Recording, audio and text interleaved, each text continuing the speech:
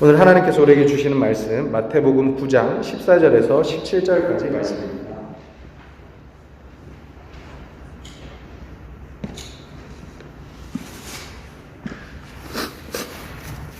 마태복음 9장 14절에서 17절까지 말씀입니다.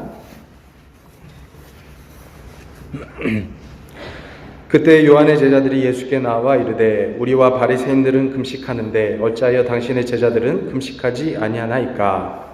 예수께서 그들에게 이르시되 혼인집 손님들이 신랑과 함께 있을 동안에 슬퍼할 수 있느냐? 그러나 신랑을 빼앗길 날이 이르리니 그때에는 금식할 것이니라.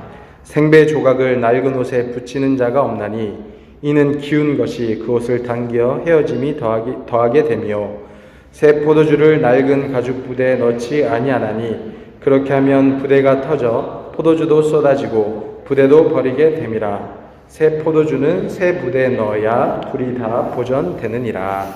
아멘. 네, 오늘 우리 마태복음 9장의 말씀 함께 나누도록 하겠습니다. 오늘 본문의 말씀을 보시면요, 세례 요한의 제자들이 예수님께 나와서 질문을 하는 내용입니다. 그래서 뭐에 대해서 이야기를 하냐면 우리와 바리새인들은 금식을 하고 있는데 왜 당신의 제자들은 금식을 하지 않습니까? 이렇게 이제 질문을 하죠.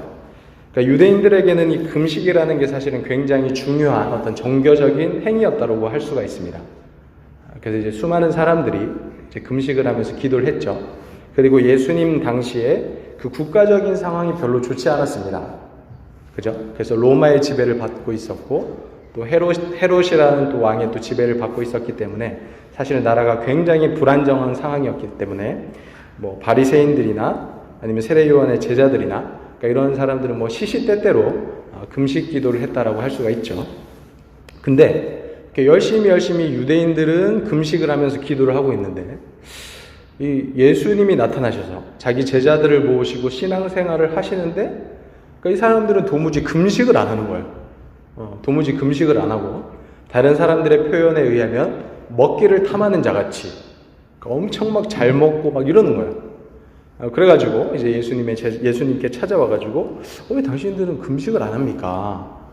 우리가 이렇게 열심히 하고 있는 이 종교적인 이 행위, 이 중요한 행위에 왜 여러분들은 동참하지 않습니까? 라고 물어보니까 예수님께서 뭐라고 대답을 하셨냐면 혼인집 손님들이 신랑과 함께 있을 동안에 슬퍼할 수 있느냐? 그런데 이제 곧 신랑을 빼앗길 날이 이를 것이다. 그때는 금식하게 될 것이다. 그러니까 예수님의 어떤 고난과 죽음에 대해서 이야기를 하시는 거죠. 그러니까 지금은 잔칫날이라는 거예요. 그러니까 신랑이 아직까지 여러분들과 함께 있기 때문에 지금은 잔칫날이고 지금은 금식할 필요가 없는데 이제 곧 예수님께서 십자가에 달려 돌아가시면은 그때는 금식할 때가 될 것이다. 그러니까 여러분들이 생각하고 있는 그 생각과 지금 진짜 이 역사 가운데 이루어지고 있는 일들이 다르다. 그러니까 여러분들의 생각으로 지금 이 상황을 판단하지 말아라. 이렇게 이야기를 하시면서 우리가 잘 아는 이야기를 하시죠. 새 포도주를 낡은 가죽 부대에 넣으면 안 된다. 왜냐하면 그렇게 되면 그 가죽 부대가 터지게 될 것이기 때문이다. 새 포도주는 새 부대에 담아야 된다. 예수님께서 비유로 이제 이런 이야기를 하신 거죠. 이 비유가 무슨 뜻일까요? 새 포도주를 새 부대에 담아야 된다. 무슨 뜻일까요? 무슨 비유일까요? 너희들이 나를 믿기 위해서는, 나를 따르기 위해서는 너희들이 지금까지 생각하고 지금까지 너희들이 전통처럼 지켰던 것들을 다 내려놓을 각오를 해야 된다. 그러니까 헌 가죽 부대가 되지 말고 너희들은 완전히 새로워져서 새로운 생각을 가지고 나를 쫓아야지 나를 따를 수 있을 것이다. 그러니까 예수님께서 이런 이야기를 하신 거죠. 자, 그러면은 도대체 우리가 예수님을 따르기 위해서 새 가죽 부대가 되기 위해서 헌 가죽 부대가 되지 않기 위해서 우리는 도대체 그럼 무엇을 해야 되는가? 우리가 두 가지 정도로 좀 살펴볼 수가 있습니다. 첫 번째는 뭐냐면 일단 우리의 편견을 내려놓아야 합니다. 우리의 편견을 내려놓아야 돼요. 우리가 살아가다 보면 수많은 생각과 편견 속에서 살아가죠. 그래서 뭐 이 자리에 있는 사람들 중에 편견이 없는 사람은 없을 거예요. 뭐 예를 들면 뭐 B형 남자를 싫어한다든지 AB형은 천재 아니면 라고 생각을 한다든지. 그 맞습니까, 여러분? 그것도 믿는 사람들이 있을 거예요. 저 형이 AB형인데 천재는 아닌 것 같습니다. 자, 뭐 그런 것부터 시작해서 아무튼 여러 가지 내가 살아가면서 그동안 접한 정보들이 있잖아요. 생각하고 사람들로부터 들은 정보도 있고 이런 것들이 막 쌓여가지고 우리도 모르는 사이에 내가 생각하는 전통, 내가 생각하는 맞는 것, 편견, 그러니까 이런 것들이 대부분은 다 있을 거예요. 그러니까 그런 걸 토대로 해서 이 세상을 판단하면서 세계관을 가지고 살아가는 사람들이 많이 있죠. 근데 우리가 예수님을 믿고 따르기 위해서는 이 편견을 반드시 부숴야 돼요. 그러니까 이 편견을 내려놔야지 우리가 예수님을 제대로 믿고 따를 수가 있는 겁니다. 자, 하루는 어떤 일이 있었느냐? 예수님께서 제자들과 함께 배를 타고 갈릴리 호수를 지나가고 계셨어요. 지나가고 계셨는데 이제 거기 갈릴리 호수가 사실 엄청 크거든요. 엄청 큽니다. 그래서 사람들이 뭐 바다라고 부를 정도로 이제 엄청나게 큰 그런 호수가 있는데 거기서 이렇게 지나가는데 이제 막 파도도 엄청 치고 바람도 엄청 부는 거예요. 그래가지고 제자들이 막 난리가 났습니다. 제자들이 이러다가 지금 우리가 여기서 파산하는 게 어딨냐, 물에 빠져가지고 죽는 게 아니냐, 막 난리가 났는데 예수님은 주무시고 계신 거예요. 제자들이 막 예수님한테 가가지고 예수님 지금 우리가 큰일 났다고, 큰일 나, 지금 우리가 지금 비바람 때문에 지금 우리가 여기서 파산하게 생겼다고 막 하니까 예수님께서 일어서시더니, 이제 깨어나셔서 일어서시더니 그 바람과 바다를 이제 꾸짖으신 거예요. 그랬더니 잠잠해졌어요. 제자들에게도 이제 한번 꾸짖으시죠. 근데 만약에 제자들은 이제 바로 옆에서 그 일을 겪었으니까 상관이 없는데, 만약에 이 사실을 가지고 이제 동네에 들어가가지고 다른 사람들한테 막 이야기를 해요. 야, 사실 우리가 갈릴리 호수를 건널 때 이런 일들이 있었다. 바람이 엄청 불고 파도가 엄청 나가지고 다 죽을 뻔했는데 예수님께서 바람과 파도에게 막 꾸짖으시니까 그것들이 막 잠잠해졌더라. 자, 이렇게 이야기하면 사람들이 어떻게 생각하겠습니까? 사람들 그 이야기를 듣고, 야, 정말 예수님 대단하다. 보통 이렇게 생각할까요? 만약 여러분들한테 어떤 사람이 와가지고, 내가 한강을 막 유람선 타고 건너가고 있었는데, 갑자기 막 바람이랑 파도가 엄청 쳐가지고 막 죽을 뻔했는데, 옆에 있는 어떤 사람이 잠잠해져라! 그랬더니 이제 바다가 잠잠해졌더라. 정말 대단한 사람인데 이렇게 이야기하면 여러분들 어떻게 생각하시겠어요? 일반적으로 잘 안 믿을 거예요, 그죠? 이 사람이 뻥치는 거 아닌가? 아니면은 갑자기 막 바람이 불다가 잠잠해질 때가 돼서 잠잠해졌겠지. 무슨 뭐 사람이 이렇게 꾸짖는다고 바람이랑 파도가 잠잠해지겠느냐? 그러니까 보통 이렇게 생각하겠죠. 그러니까 그게 보통 사람들이 가지고 있는 생각과 편견이라는 거죠. 근데 그걸 가지고 있으면 이 예수님의 능력을 우리가 경험할 수가 없다는 거예요. 그러니까 믿을 수가 없다는 거예요. 아니, 예수님이니까 당연히 그럴 수 있는 거 아니에요, 그죠? 그렇지 않습니까, 여러분? 당연히 예수님이 그냥 일반적인 사람이라면 그럴 수 없겠죠. 근데 우리가 예수님을 누구로 믿냐면 이 세상 천지 만물을 창조하신 하나님으로 믿잖아요. 그럼 당연히 하나님이 꾸짖으시면 바다랑 파도가 잠잠해질 수 있는 거 아닙니까, 그죠? 그러니까 우리는 그렇게 어느 정도 편견 없이 예수님에 대해서 믿고 받아들일 수가 있는데, 대부분 편견을 가진 사람들은 그렇게 못 받아들이는 거지. 왜냐하면 사람이 어떻게 그렇게 해요? 사람이 꾸짖는다고 어떻게 바람과 파도가 잠잠해질 수가 있어? 그래서 편견을 가진 사람들은 예수님을 믿기가 굉장히 어렵습니다. 또 하루는 이런 일이 있었어요. 예수님께서 제자들을 먼저 배 태워서 갈릴리 호수를 지나가게 하시고, 예수님이 열심히 기도하시다가 이제 밤늦게 제자들을 따라가신 거예요. 근데 예수님 배가 없었어요. 그래가지고 무리를 이렇게 걸어서 가셨어요. 제자들이 있는 곳에. 막 밤이 짙고 막 지금처럼 막 이렇게 불빛이 있는 게 아니니까 제자들이 이렇게 딱 보고 있다가 누군가 무리를 막 걸어오는 거예요. 그래서 사람들이 깜짝 놀라가지고, 야, 저거 완전 유령이다, 유령! 막 이렇게 막 난리가 나니까 예수님이, 얘들아, 그러지 마라, 놀라지 마라, 나다, 두려워하지 말아라. 이렇게 예수님께서 이야기를 하시죠. 그러니까 또 옆에 있던 베드로가, 주님이시면 저도 바다 위를 좀 걷게 해주십시오. 예수님께서 저 일로 와서 한번 건너봐라. 무리를 걸어봐라. 그 베드로가 무리를 걷다가 또 이렇게 바다를 보고 또 겁을 먹어가지고 빠지게 되는 그런 장면이 나오죠. 이 사건도 마찬가지입니다. 믿을 수 있습니까? 아니, 사람이 어떻게 무리를 걸어요, 그죠? 뭐 이렇게 돌멩이를 딱 던져가지고 뭐 수막 현상처럼 이렇게 막 빨리 뛰는 것도 아니고, 사람이 어떻게 무리를 걸을 수가 있어? 또 이야기를 만약에 예수님의 제자들이 동네 가가지고 막 이야기를 해요. 야, 사실 우리가 오늘 새벽에 이렇게 예수님께서 하도 안 오셔가지고 우리가 먼저 가고 있었는데 예수님께서 무리를 걸으셔 오셨더라. 그럼 또 동네 사람들이 와 대단하다 이렇게 하시겠습니까? 일반적으로 안 그럴 거예요, 그죠? 일반적으로 사람들이 야 너네가 졸려가지고 헛것을 봤겠지. 예수님께서 뭐 다른 배를 타고 오셨는데 너희가 제대로 못 봤겠지. 뭐 이렇게 생각하지 않겠어요, 그죠? 그게 사람들이 일반적으로 가지고 있는 생각과 편견이라는 거예요. 근데 만약에 우리도 이런 편견을 가지고 예수님의 사건에 대해서 생각을 하면, 이런 편견을 가지고 만약에 우리가 성경을 받아들인다? 그럼 예수님을 제대로 믿을 수가 없는 거예요. 그렇게 되면 이 성경에 나오는 대부분의 기적들에 대해서 우리가 다 부인을 해야 돼요. 왜? 아니 우리 생각으로는 불가능하니까. 아니 구름 기둥과 불 기둥이 뭐 어떻게 함께해요? 어떻게 죽은 자가 살아?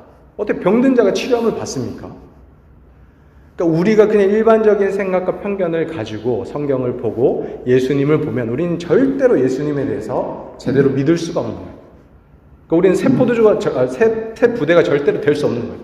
그냥 헛부대가 되어가지고 그냥 내가 알고 있는 그 상식선 안에서 예수님을 생각하고 기적이나 이런 것들은 그냥 다 빼버리고 그러니까 인간적인 예수님의 모습, 인간적인 예수님의 가르침 그것만 받아들이는 거죠. 그게 진짜 예수님의 모습인가? 제대로 된 신앙인가? 아니라는 거죠. 절대 그거는 바른 신앙이 아닙니다.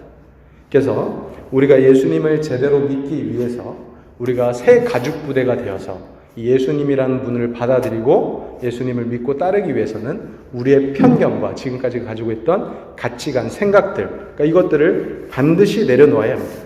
그래야지 우리가 예수님을 믿고 따를 수가 있는 거죠. 그 두 번째입니다. 두 번째. 그리고 우리가 헌 가죽 부대가 아니라 새 가죽 부대가 되어서 예수님을 따르기 위해서 우리가 또 해야 될 것이 있는데 그게 뭐냐면 돈에 대한 욕심, 물질에 대한 집착을 반드시 내려놔야 합니다.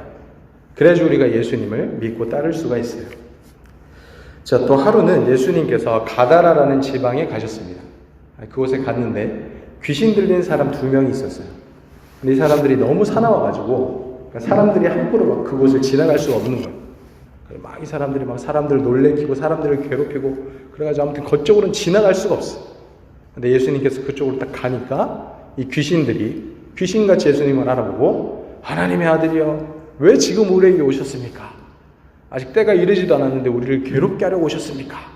막 이러면서 막 신앙 고백을 하고 있는 예수님을 보고 막 당신 하나님의 아들입니다. 자, 그런데 이제 자기들이 예수님을 만나니까 어찌됐든 쫓겨나게 생겼어요. 그래서 자기들 먼저 머리를 써서 자, 우리를 만약에 쫓아내시려거든 저기 있는 돼지들에게 보내주십시오. 그런데 예수님께서 그럼 그렇게 해라 이렇게 이야기를 하신 거예요. 그래서 그 안에 있던 귀신들이 전부 다 돼지떼에게 들어갔고 돼지떼에게 귀신이 들어가니까 이 돼지들이 다 이제 미쳐가지고 제정신이 아니게 된 거죠. 그래서 물로 뛰어들어가지고 전부 다 몰살을 해버렸습니다. 그런 사건이 예수님의 공생 기간 동안 일어났던 사건 중에 하나인데 재밌는 건 뭐냐면 그 일이 일어나고 난 다음에 그러니까 사람들이 막 왔을 거 아니에요, 그죠? 놀라운 일이 생기니까 막 귀신 들렸던 사람들이 멀쩡해지고 또 귀신이 돼지떼에 들어가가지고 이 돼지들이 전부 다 몰살해버린 거예요.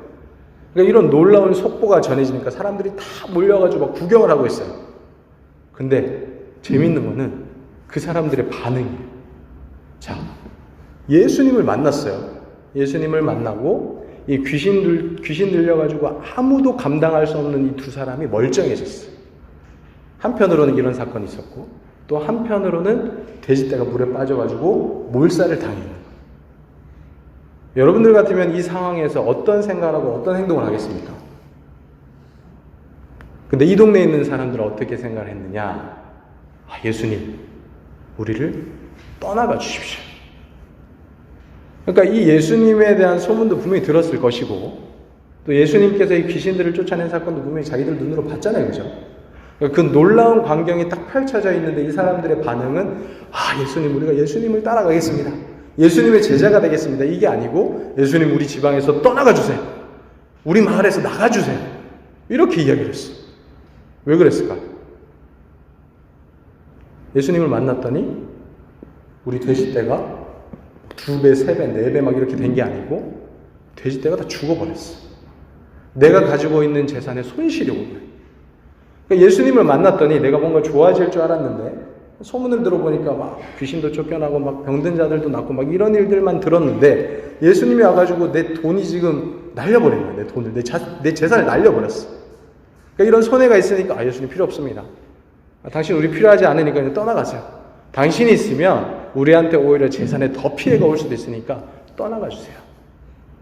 이렇게 이 사람들이 이야기를 한 거죠. 자, 예수님을 믿으면, 우리가 예수님을 따르면 부자가 될까요, 여러분? 우리가 부유해질까요? 어떻게 생각하세요? 아니, 반대로 예수님을 따르면 우리가 가난해질까요? 근데 재밌는 건요, 성경을 보면 예수님을 믿는 것이랑 우리가 부유해지는 거랑 크게 상관관계는 없는 것 같아요. 그러니까 어떤 사람들은 예수님을 믿었더니 형통하게 되고 부자가 된 사람도 있어요. 권력을 지닌 사람도 있습니다. 근데 또 한편으로는 예수님을 믿었더니 오히려 더 어려운 형편 가운데 빠지는 사람들도 있어요. 그러니까 다양한 사람들이 있는 거예요.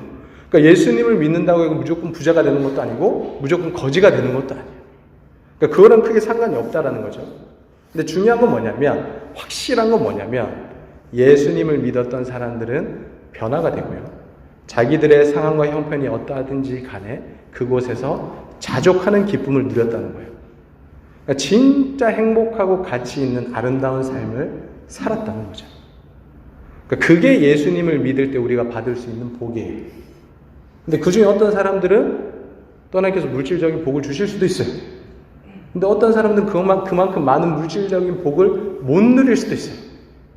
근데 분명한 것은 하루하루 하나님께서 주시는 은혜에 감사하면서 그 은혜를 누리면서 살아갈 수 있다는 거죠. 근데 문제는 뭐냐면 지금 이 사람들, 가다라 지방에 있는 이 사람들은 예수님을 볼 때 돈 문제만 생각했어요. 그러니까 그 이면에 있는 진짜 예수님을 우리가 믿음으로, 예수님을 얻음으로 우리가 누릴 수 있는 훨씬 더 많은 복들이 있는데 그런 것들이 지금 눈에 안 보이는 거예요. 왜? 지금 돼지떼가 다 죽었거든. 그러니까 내 재산에 지금 엄청난 손해가 지금 왔어요. 그러니까 돈 문제만 놓고 보니까 예수님이 지금 필요가 없는 거예요. 아니, 예수님이 떠나야 돼. 우리를 떠나야 돼. 더 손해가 있으면 안 돼. 그래서 이 사람들은 예수님을 밀어냈습니다. 또 예수님의 공생의 기간 동안에 어떤 일이 있었느냐? 어떤 부자 청년이 예수님을 만나러 왔습니다. 그래서 돈이 많았어요. 돈이 많은 사람이 예수님을 찾아와가지고 이미 이 땅에서는 받을 만한 복은 다 받은 것 같아요. 그래서 이 사람의 관심은 영원한 생명, 하늘나라. 이제 거기에 이 사람이 있게 된 거죠. 예수님을 만나가지고 묻습니다. 내가 어떤 선한 일을 하면 영원한 생명을 얻을 수 있겠습니까? 이렇게 물어보니까 예수님이 네가 잘 알지 않느냐? 하나님께서 말씀하신 여러 가지 계명들을 잘 지켜라. 예수님께서 이렇게 이야기를 하시거든요. 그 청년이 제가 사실은 하나님께서 말씀하신 그 계명들을 열심히 잘 지키고 있습니다. 뭐 도둑질도 안 하고 간음도 안 하고 뭐 열심히 나름대로 잘 지키고 있습니다. 뭐가 더 부족합니까? 라고 물어요.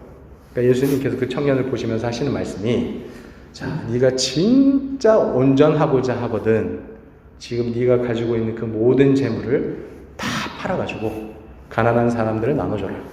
그러면 하늘에 보화가 있을 것이다. 그러고 나서 나를 따라와라. 예수님께서 이런 얘기를 하셨어요. 근데 그때 그 청년의 반응이 어땠는지 아십니까, 여러분? 어떻게 했을까요? 네, 근심을 하고 예수님을 떠나가더니 아직까지 전화를 안 받아요. 그래가지고 연락이 안 됩니다. 아마 그렇게 하지 못했을 거예요, 그죠? 그러니까 그 뒷이야기가 없겠죠. 여러분, 여러분 예수님을 믿고 여러분들이 거지가 되라 이런 이야기가 아니에요. 여러분들이 가지고 있는 것들을 전부 다 버려라 이런 이야기가 아니에요. 그러니까 이 이야기는 뭐를 이야기하는 거냐면, 그러니까 우리가 가지고 있는 그 모든 소유, 돈과 물질, 그 다음에 가족들, 친구들, 그러니까 우리가 우리 것이라고 생각하는 그 모든 소유물에 대한 이 소유권을 다시 하나님께 돌려드려라는 거예요. 난 나에게 있다고 내 것이라고 생각하는 경우가 많이 있어요, 그죠? 내가 번 돈, 우리의 부모님들, 우리의 자녀들, 우리의 친구들, 인간관계, 내 직장, 여러 가지 많은 것들, 그게 내 것이라고 생각을 해요. 그래서 내 마음대로 사용하려고 합니다. 근데 그때 만약에 하나님께서 하나님의 뜻은 이거니까 네가 이렇게 사용해야 돼 라고 말씀을 하셨을 때, 만약에 우리가 우리에게 있는 그것을 하나님의 뜻을 위해서 사용할 수 있다, 모든 것들을 다 드릴 수 있다.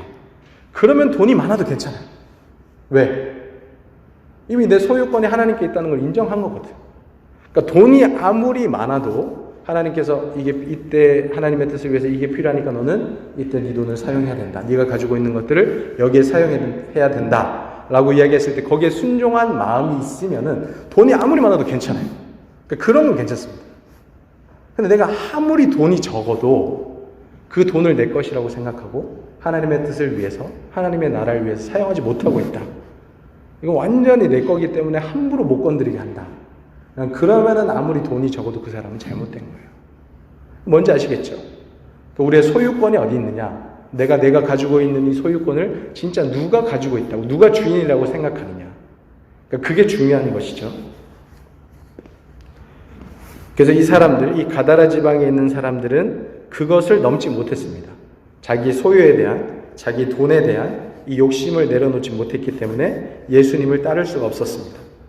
젊은 부자 청년, 이 사람도 마찬가지로 자기에게 많은 재산이 있었는데 그 욕심을 넘어서지 못했어요. 이것은 하나님 것이 아니라고 생각하고 자기 것이라고 생각을 했기 때문에 결국 그 욕심에 걸려서 넘어졌다라는 것입니다. 그래서 우리는 우리에게 있는 소유, 이 소유권에 대한 인식을 확실히 가져야 됩니다. 우리에게 있는 이 모든 것은 하나님의 것이에요. 하나님이 잠깐 우리에게 맡겨주신 겁니다. 그러니까 여러분들 보고 뭐 돈 벌지 말라 이런 거 아니에요. 거지같이 살아라 이런 이야기 아닙니다. 예수님을 믿고 막 거지같이 살고 막 이러라는 이야기가 아니고 하나님께서 주신 은사대로 열심히 일해서 정직하게 여러분들이 돈을 벌 수 있으면 버세요. 그죠? 그리고 내가 다른 사람들보다 못 벌 수도 있어요. 근데 그렇다고 해서 여러분들이 좌절하지 마세요.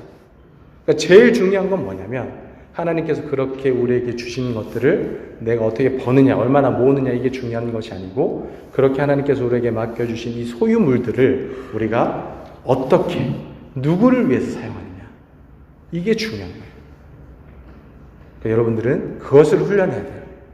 나에게 있는 것은 하나님께서 맡겨주신 것이다. 그래서 이것들을 하나님의 뜻을 위해서 잘 사용해야 된다. 이렇게 우리가 끊임없이 우리에게 있는 돈에 대한, 물질에 대한 집착과 욕심을 내려놓아야지 우리가 헌 가죽 부대가 아니고 새 가죽 부대가 될 수가 있습니다. 그리고 그러할 때 우리가 예수님을 믿고 제대로 따를 수가 있는 거죠. 자, 오늘의 말씀을 정리하도록 하겠습니다. 예수님은 우리에게 새 가죽 부대가 되라고 말씀을 하십니다. 그러니까 예수님을 따르기 위해서, 예수님을 믿기 위해서는 우리가 헌 가죽 부대가 아니고 새 가죽 부대가 되라고 말씀하시는데, 새 가죽 부대가 되기 위해서는 일단 편견을 버려야 합니다. 우리가 그동안 만들어왔던 내 생각, 내 고집, 내 전통, 내 편견 다 버리고 하나님의 능력을 절대로 제한해서는 안 돼요. 그래야지 우리가 예수님을 따라갈 수가 있습니다. 두 번째, 돈과 물질에 대한 욕심을 내려놔야 됩니다. 내게 있는 모든 것이 물질, 돈, 내 시간, 내 생명까지도 하나님의 것임을 인정해야 합니다. 그래서 하나님께서 원하시는 대로 우리가 가지고 있는 모든 것들을 사용해야 합니다. 그럴 때 우리는 선하고 아름다워 그리고 진정으로 복된 삶을 살아갈 수가 있습니다. 그렇게 예수님을 믿고 따를 수 있는 거룩한 새 가죽 부대가 될 수 있는 주님의 백성들 될 수 있기를 소망합니다. 이 시간 우리 함께 기도하도록 하겠습니다.